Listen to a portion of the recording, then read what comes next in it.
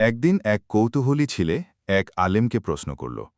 সে বলল, হুজুর, আল্লাহ এত আকাশ, জমিন, গাছপালা আর মানুষ কেন সৃষ্টি করেছেন? আলেম হেসে জবাব দিলেন। তিনি বললেন, আল্লাহ কোরআনে বলেছেন, আমি মানুষ আর জিনকে সৃষ্টি করেছি শুধু আমার ইবাদতের জন্য। সূরা আজ-জারিয়াত, আয়াত নম্বর ৫৬।